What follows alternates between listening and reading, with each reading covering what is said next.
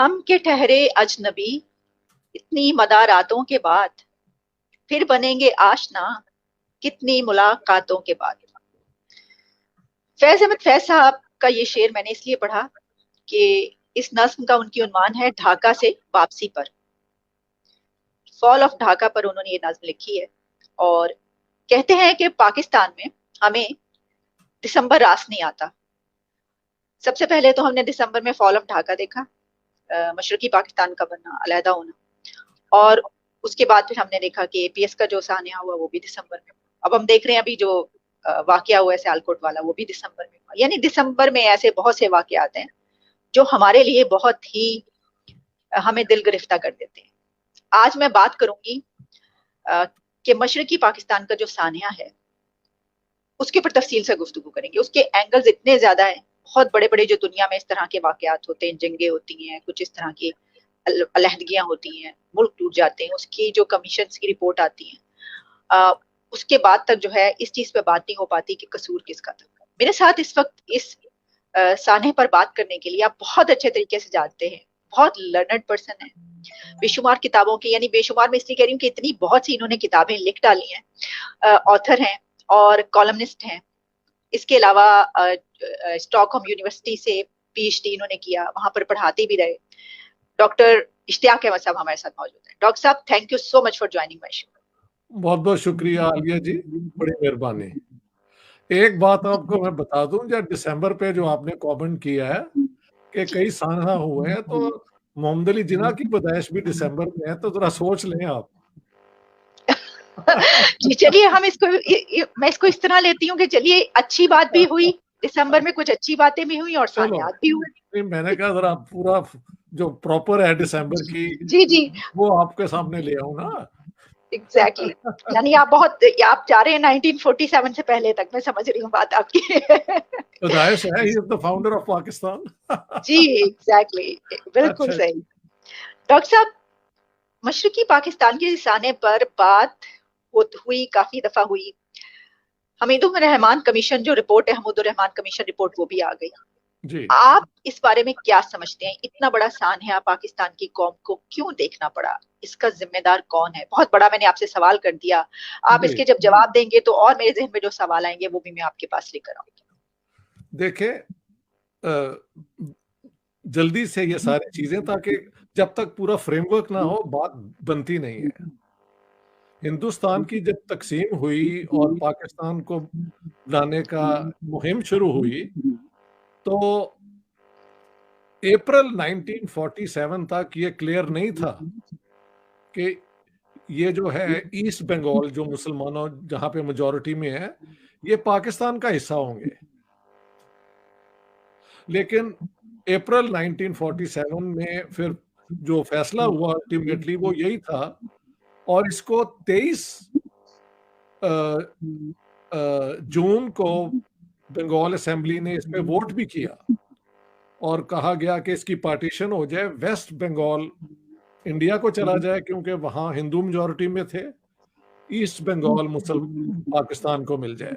लेकिन ये जरूरी नहीं था, एक और स्कीम भी थी कि सारे बंगाल को यूनाइट रखा जाए, जो कि सोहरवर्दी और शरद बोस, जो सुभाष चंद्र बोस के बड़े भाई थे, और कांग्रेस के प्रेसिडेंट रॉय, इन तीनों की स्कीम थी। लेकिन क्योंकि पंजाब के अंदर सिखों ने पंजाब की डिवीजन की थी और जिन्ना साहब ने और मुस्लिम लीग ने हिंदुस्तान की थी, तो फाइनली यही हुआ कि इंडिया भी डिवाइड हुआ और बंगाल और पंजाब भी हुए, और नॉर्थ ईस्टर्न और नॉर्थ वेस्टर्न इलाके जहां पे मुसलमान मेजॉरिटी में थे वो एक स्टेट बना दिए गए, पाकिस्तान। ठीक है, अब मसला ये था कि स्टेट तो गई बन, इसको मैनेज करना, इसको एडमिनिस्टर करना, इसको डिफेंड करना, सिक्योरिटी, कहां से पाकिस्तान रिसोर्सेज लाए? पाकिस्तान के पास तो कोई इंडस्ट्री नहीं थी, सिर्फ फूड ग्रेन थी जो यहाँ वेस्ट पाकिस्तान में खासतौर पे केनाल कॉलोनीज जो हैं, लायलपुर और साहिवाल और इस किस्म के इलाकों में वाफर किस्म की हमें वीट प्रोडक्शन थी। तो इन हालात में पाकिस्तान ने जो भी रिसोर्सेज बाहर से लिए, अपने स्पेंड किए, सारी डिफेंस उन्होंने वेस्ट पाकिस्तान को प्रोटेक्ट करने के लिए की। East Pakistan from day one had no real defence अगर इंडिया अटैक करे। समझ गए आप? ये मैं जी आपको इसलिए बता रहा हूं कि अगर ये बातें ना बताई जाए तो बंगाली ग्रीवेंसेस हमें समझ नहीं आती वो क्या थी। ठीक। ठीक है, अब होता क्या है, पाकिस्तान जाता है बन। आप देखें पहली काबीना जो बनी फेडरल गवर्नमेंट की, पाकिस्तान की नेशनल गवर्नमेंट की आप कह लें जो बनी, उसके अंदर 14 मिनिस्टर थे शायद। उनमें से सिर्फ इन्होंने एक बंगाली को लिया, और वो भी उसका नाम था फजलुर रहमान, जिसका किसी ने पहले नाम ही नहीं था सुना। वहां के जो लीडिंग बंगाली थे, जो मुस्लिम लीग में भी रहे और ये और वो, उसमें सोहर हुसैन शहीद सोहरवर्दी बहुत बड़ा नाम था। उसके अलावा वहां पे काजी फजलुल हक थे, जिनसे समझौता हो सकता था। ख्वाजा नाजमुद्दीन थे, जिनको बाद में चीफ मिनिस्टर बनाया गया। लेकिन उस कैबिनेट के अंदर बंगाली जस्ट वन, जबकि टोटल पाकिस्तान की पॉपुलेशन में बंगाली अलोन और 55%। तो बंगालियों के अंदर एक sense of being treated as step children of Pakistan शुरू से हुआ। उसके बाद मोहम्मद अली जिन्ना ने जाके वहां पे मार्च 1948 में डिक्लेयर कर दिया कि पाकिस्तान की नेशनल जुबान सिर्फ उर्दू होगी। और देखें, वेस्ट पाकिस्तान के जहाँ के हम रहने वाले लोग हैं, यहाँ पे उर्दू एजुकेशन अंग्रेज ले आए थे, हाँ जी, पंजाब के अंदर और बाकी। लेकिन जी बंगाली जो है वो तो अपना सारा काम बंगाली में करते थे। तो आप एक मेजॉरिटी को कह दें कि आपकी जुबान तो बेकार है, और एक माइनॉरिटी की तरह, और यहाँ पे भी जो उर्दू स्पीकिंग थे ना, उनकी परसेंटेज मदर टंग जिनकी थी 3-4% थी, ये जो आए थे यूपी से। ये दूसरी रिजेंटमेंट हुई तो तब बंगालियों ने अवामी लीग ये कायम की, जो बाद में बांग्लादेश की मूवमेंट का स्पेयर हेड उन्होंने किया। ठीक है, शेख मुजीबुर रहमान की जो थी। मुजीबुर रहमान थे, और इस किस्म के और भी लोग थे। शायद Hussain Shaheed Suhrawardy was the first president, but I am not sure. अभी आप कह रही हैं तो मुझे लगता है कि उनका नाम भी है। एंड ये इन लोगों ने अवामी लीग बना ली। अब हुआ ये कि 1954 में इलेक्शन हुए, प्रोविंशियल इलेक्शन ईस्ट पाकिस्तान में। वहां पे मुस्लिम लीग के खिलाफ एक जुक्तु फ्रंट बना था, all the parties which are against the Muslim League. उन्होंने out of the total seats 4 के सारी जीत ली। मुस्लिम लीग को सिर्फ 4 सीटें मिली।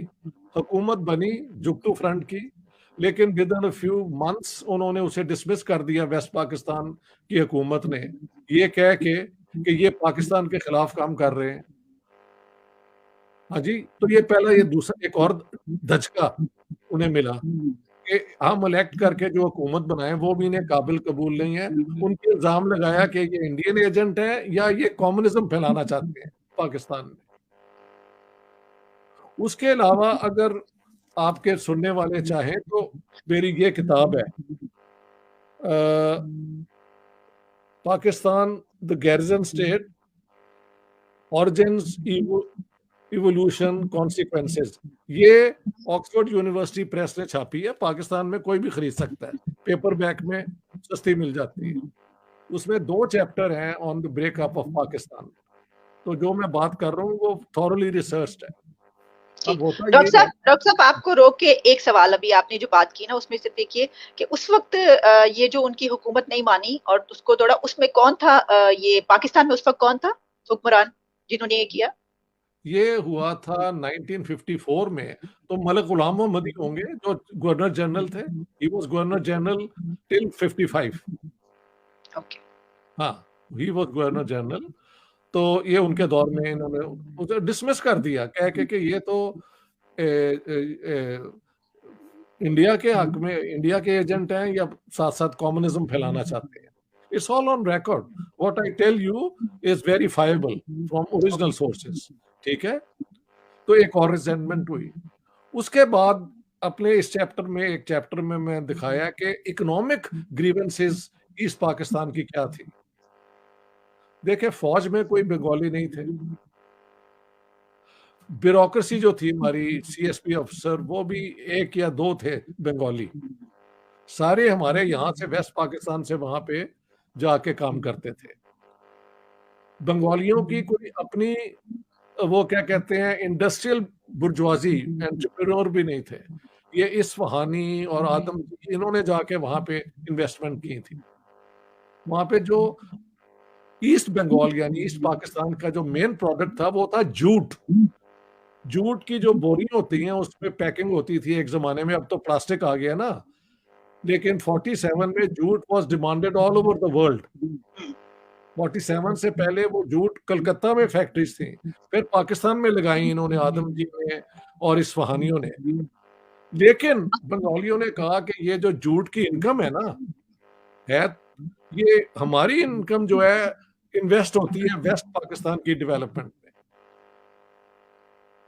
और शेख मुजीब का मैंने एक बयान दिया है कि जब मैं इस्लामाबाद जाता हूं तो मैं देखता हूं कि ये इस्लामाबाद जो बना है ना, इतना खूबसूरत शहर, ये हमारी जूट की इनकम से बना है। अच्छा, इसके बाद होता क्या है कि पाकिस्तान में अयूब खान की हुकूमत 69 में खत्म हो जाती है। 58 से 69 तक 11 साल उन्होंने हुकूमत की। उसके बाद ईस्ट पाकिस्तान, वेस्ट पाकिस्तान में उनके खिलाफ मुजाहरे हुए कि ये डिक्टेटर है, ये है, वो है। So he step down, he gave over power to general Yahya Khan. तब भी अब जो फैसले हुए जरा सुन लें, इट्स वेरी इंपॉर्टेंट, क्योंकि आपके लोग एजुकेट भी तो होने चाहिए ना। जी जी बिल्कुल।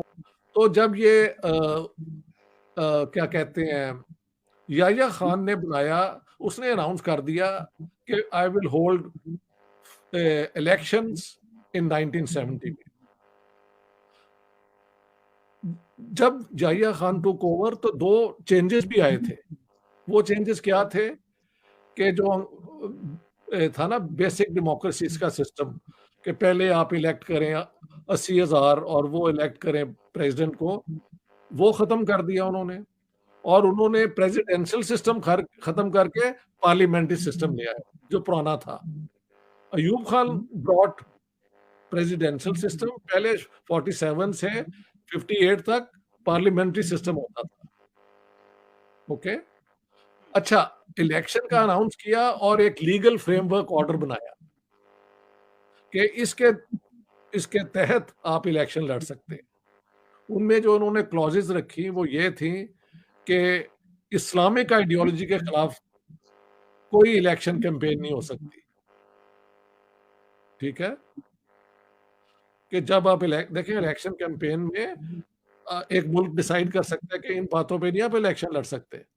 तो उसमें जो लीगल फ्रेमवर्क ऑर्डर बना ना, जो हमूदुर रहमान रिपोर्ट ने उसका बहुत जिक्र किया है, उसमें ये था कि इस्लामिक आइडियोलॉजी के खिलाफ आप कैंपेन नहीं करेंगे इलेक्शन जीतने के लिए।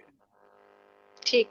अवामी लीग ने जो इलेक्शन के लिए मैनिफेस्टो बनाया उसमें थे 6 पॉइंट्स। 6 पॉइंट्स के जो मेजर पॉइंट्स मुझे याद हैं वो ये है कि एक पाकिस्तान तो होगा, लेकिन उसकी 2 इकोनॉमीज हो जाएंगी।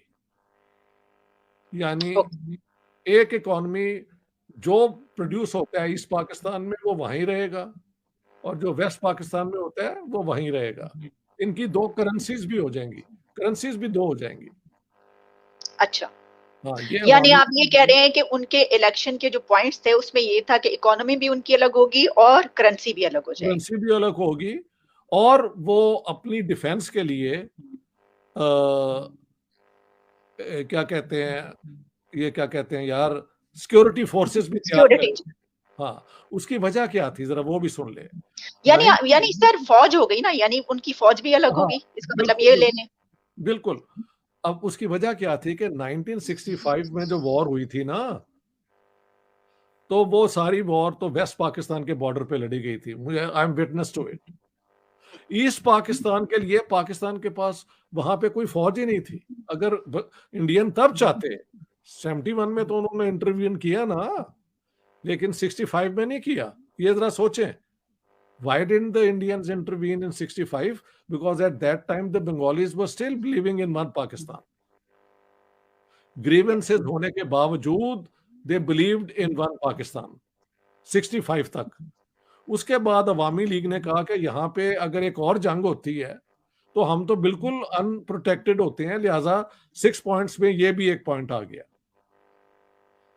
अच्छा, बात ये है कि अगर ये पॉइंट्स पाकिस्तान की यूनिटी के खिलाफ थे तो आपने इस पे इलेक्शन क्यों नहीं, एक साल पूरी इलेक्शन कैंपेन क्यों होने दी?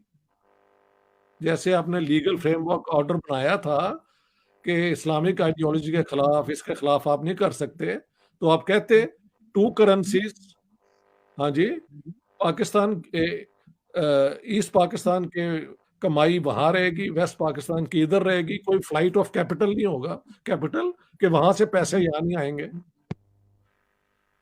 प्रैक्टिकली इट्स ए कॉन्फेडरेशन, 2 मुल्कों की एक किसी किस्म की यूनिटी।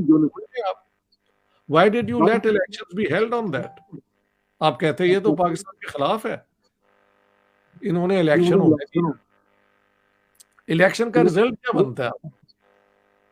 उस जमाने में 300 सीट्स थी national assembly of Pakistan, okay, और शायद 15 या 13 सीट जो नॉमिनेटेड थे औरतें और ये और वो, 300 इलेक्टेड सीट्स। क्योंकि ईस्ट पाकिस्तान की पॉपुलेशन पाकिस्तान से ज्यादा थी, इसलिए उसे 162 सीट्स दी गई थी। और वेस्ट पाकिस्तान के चारों प्रोविंसेस को, Sindh, Punjab, north west frontier, सब खैबर पख्तूनख्वा है, और बलोचिस्तान जिसे नया प्रोविंस बनाया गया था बाय द वे, क्योंकि उससे पहले 69 से पहले सारे वेस्ट पाकिस्तान को इन्होंने एक कर दिया हुआ था, 4 प्रोविंसेस भी खत्म हो गए थे, समझ गए आप? तो उनको मिले थे 138 seats, 138 for them and 162 to east Pakistan. अब वो काउंट कर लें, 300 बनते हैं मेरे ख्याल से, ठीक है। जब इलेक्शन रिजल्ट आया तो Awami League got 160 seats. Parliamentary system के मुताबिक he had Awami League and Sheikh Mujib had a majority। दुनिया के किसी पार्लियामेंट्री सिस्टम में मोर देन हाफ अगर आपके पास सीट्स है ना तो आपकी गवर्नमेंट होगी। तो जब ये इलेक्शन रिजल्ट आया तो याहिया खान ने और इधर से भुट्टो साहब ने कह दिया हम तो मानते ही नहीं इसे। तो फिर निगोशिएशन के Yahya Khan went there, Ghani Khan went there, Bhutto sahab went there, Asghar Khan जो मुख्तलिफ पार्टियों के लीडर थे सबको बुलाया गया, मौलाना मौदूदी वेंट देयर, सारों की कई हफ्तों तक वहां पे डिस्कशंस भी हुई हैं। लेकिन अवामी लीग कह रही थी कि हुकूमत का हक तो हमारे पास है, वी हैव द मैंडेट, और हमारे पास 300 में से 160 सीट्स हैं, so we have the majority, we should form the government.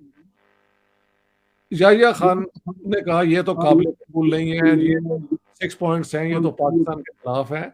I would say very good, अगर ये पाकिस्तान के खिलाफ थे तो इलेक्शन कैंपेन वो होता है, इलेक्शन कमीशन वो बंद कर देता है कि आप रेसिज्म नहीं इस्तेमाल कर सकते, आप ये नहीं कर सकते, आप इस्लाम के खिलाफ नहीं बात कर सकते, बनाया था ना जी। तो आप तभी 6 पॉइंट्स तभी बैन कर देते कि कोई और कैंपेन करो, इस पर करो। जब लोगों ने वोट दे दिया 6 पॉइंट्स पे, हुआ ये कि अवामी लीग की सारी सीट्स ईस्ट पाकिस्तान से आई, वेस्ट पाकिस्तान से कोई नहीं आई। वेस्ट पाकिस्तान में 138 सीट में पीपल्स पार्टी ने 81 सीट्स जीती, mainly from Punjab and Sindh, और खैबर पख्तूनख्वा में JUI और नेशनल अवामी पार्टी और यही बलूचिस्तान में, ठीक है जी। तो जो ये निगोशिएशंस हो रही थी तो अवामी लीग के साथ इधर से भी लोग उनके हक में थे कि भाई इनको हुकूमत बनाने दो, लाइक नेशनल अवामी पार्टी। लेकिन पीपल्स पार्टी ने और कहा कि देखो जी, उधर वो, इधर उधर तुम, इधर हम, कि हम देखो वेस्ट पाकिस्तान ने तो हमें वोट दिया है, तुम्हें ईस्ट पाकिस्तान ने दिया है, तो तुम अकेले क्यों हुकूमत बना सकते हो? Actually, this argument is not tenable, acceptable under the parliament. You can't argue this. Simple. According to the rules of parliamentary democracy, this is an inadmissible argument. समझ गए आप? जी। लेकिन ये वहां पे गठजोड़ हो गया इनका, और जब उन्होंने कहा कि हम तो फिर मानते नहीं है, तो फिर अवामी लीग ने भी गुंडागर्दी शुरू की, इसमें कोई शक नहीं है। जो मार्च के अंदर पाकिस्तानी जो थे यहाँ से, उन पे हमले भी हुए, ठीक है, हमले भी हुए हैं शुरू में। 25 की शाम को फिर मिलिट्री एक्शन होता है। वो मिलिट्री एक्शन इतने स्केल पे हुआ कि फिर until the 16th of December Pakistan army versus the Bengali जो है, उन पे अटैक हुआ तो वो हजारों लाखों की तादाद में इंडिया क्रॉस कर, और 10 मिलियन कहा जाता है, इंडियंस क्लेम करते हैं। और उन्होंने कहा हमारे लिए तो ह्यूमैनिटेरियन क्राइसिस हो गया, इतने लोग आ गए हैं तो हम इन्हें कैसे मैनेज करेंगे।